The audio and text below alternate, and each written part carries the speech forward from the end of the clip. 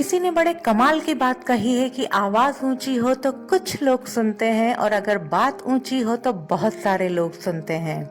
मानव जीवन का परम लक्ष्य है खुशी और शांति। अक्सर लोग पूजा पाठ, सेवा भाव, धर्म, कर्म को आध्यात्मिकता से जोड़ते हैं, लेकिन आध्यात्मिकता तो इन सब से ऊपर है। खुद को जानना और ईश्वर को पहचानना ही स्पिरिचुअलिटी है। जिंदगी जीने के दो तरीके हैं, लिविंग फॉर थिंकिंग मतलब चिंता करना और थिंकिंग फॉर लिविंग मतलब चिंतन करना। स्पिरिचुअलिटी हमें जिंदगी को सही तरीके से जीना सिखाती है। जब हम बातों की, सिचुएशंस के बारे में बहुत चिंता करते हैं, मतलब रियल प्रॉब्लम को ना देखकर इमेजिनरी प्रॉब्लम जो कि है ही नहीं उसके बारे में सोचकर चिंता करते रहते हैं, जो कि यूजलेस थिंकिंग है, जिससे हमारी हेल्थ पर भी इफेक्ट होता है।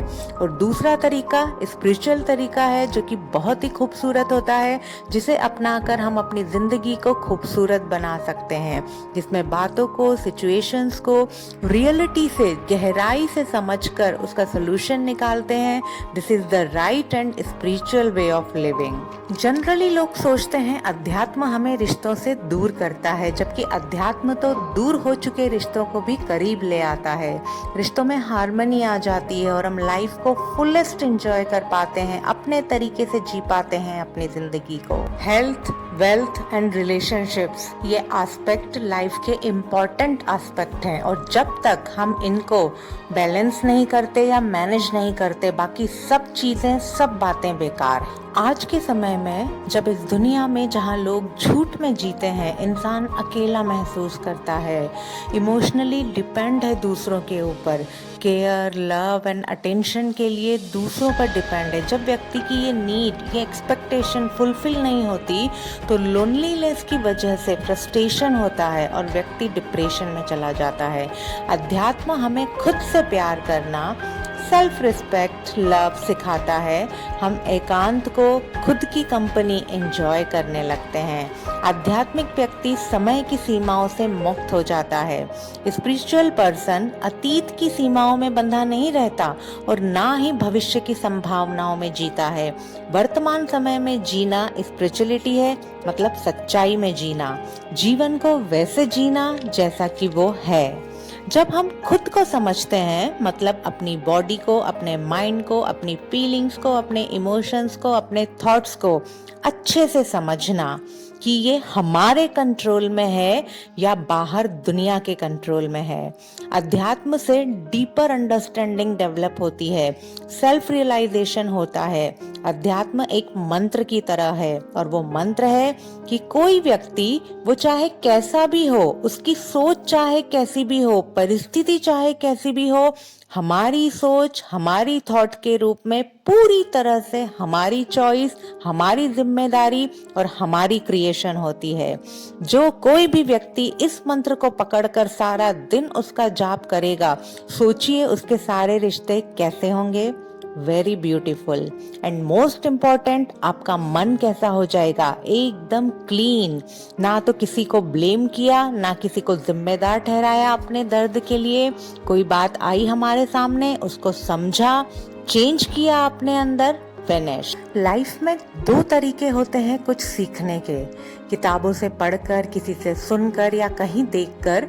जो व्यक्ति कुछ सीखता है उसे सेकंड हैंड पर्सन कहते हैं, और वो व्यक्ति जो एक्चुअल लर्नर होता है वो कहीं से देखकर, पढ़कर, सुनकर बातों को समझता है और उसे प्रैक्टिकली अप्लाई करता है अपने लाइफ में, और उससे जो एक्सपीरियंस होता है उसे ओरिजिनल पर्सन कहते हैं। और ओरिजिनल पर्सन खुद अपने आप को बदलता है, दुनिया को, लोगों को, बातों को, सिचुएशन को नहीं बदलता। सपोज कि मैं किसी ऐसे व्यक्ति को कहूँ कि गुलाब जामुन का टेस्ट बहुत अमेजिंग होता है, जिसने कभी गुलाब जामुन को टेस्ट नहीं किया हो या जिसने कभी मीठा टेस्ट नहीं किया हो, उसे सिर्फ मेरे कहने से ये कैसे पता चलेगा कि गुलाब जामुन का टेस्ट या मीठे का टेस्ट कैसा होता है। इसलिए जब तक वो अपनी लाइफ में गुलाब जामुन को टेस्ट नहीं करेगा, तब तक उस मिठास को चखेगा नहीं, तो वो महसूस कैसे करेगा कि वो कितनी शानदार चीज है। इसलिए प्रैक्टिकली इम्प्लीमेंट ज़रूर करें और एक्सपीरियंस करें स्पिरिचुअलिज्म के मिरेकल को। लगातार बढ़ते रहना और खुद को और बेहतर इंसान बनाने की कोशिश करते रहना अपनी गलतियों से सीखने का दूसरा नाम स्पिरिचुअलिटी है। लोगों का मानना है कि अध्यात्म को ओल्ड एज में अपनाया जाना चाहिए, लेकिन अध्यात्म को जितनी जल्दी अपनी लाइफ में प्रैक्टिकली अप्लाई किया जाए उतना ही अच्छा होता है। आज के समय में आध्यात्मिक होना बहुत ही आवश्यक है, क्योंकि आज कोई गरीबी से परेशान है तो कोई बीमारी से पीड़ित है, कोई चिंता के सागर में गोते खा रहा है तो कोई समय से पहले चिता सजाने की तैयारी कर रहा है। लोग रेट रेस में भाग रहे हैं, डिससेटिस्फैक्शन है चारों तरफ और नैतिकता खत्म हो चुकी है। आज इंसान खुद से इतना अनजान जान पड़ता है और दूसरों के लिए कितना हैवान बन गया है। काम, क्रोध, लोभ, मोह जैसे राक्षस इंसान के मन में धरातल पर इस तरह तांडव मचा रहे हैं कि उसे एक पल के लिए भी शांति नहीं मिलती।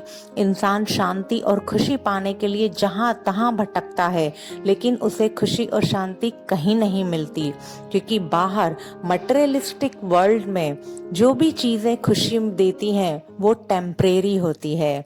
और एक चीज पाने के बाद हम सेटिस्फाइड अगर हो जाते तो हम दूसरी चीज की इच्छा नहीं करते, लेकिन ऐसा नहीं है। एक के बाद दूसरी, दूसरी के बाद तीसरी, और इस तरह पूरी जिंदगी हमारी ये प्यास बुझती ही नहीं है और यही क्रम चलता रहता है, क्योंकि मटेरियलिस्टिक चीजों से मिलने वाली खुशी हमें परमानेंट सेटिस्फैक्शन, हैप्पीनेस, पीस नहीं देती है। इस परमानेंट हैप्पीनेस, सेटिस्फैक्शन, पीस का मेन एंड रियल सोर्स तो हमारे अंदर है, और जो कि आपकी लाइफ में आपको जो भी रिसोर्सेस आपको मिले हुए हैं, जो स्किल्स हैं आपके पास, जो टैलेंट हैं, इन सब को सही से यूज करना, जिससे कि आपको एब्सोल्यूट अल्टीमेट पीस मिले, मन की ऐसी शांति जिसे दुनिया की कोई ताकत हिला ना सके। स्पिरिचुअलिटी हमारा नजरिया बदलती है। वह व्यक्ति गलत है से लेकर वह व्यक्ति गलत नहीं, थोड़ा अलग है तक का सफर आध्यात्मिकता है।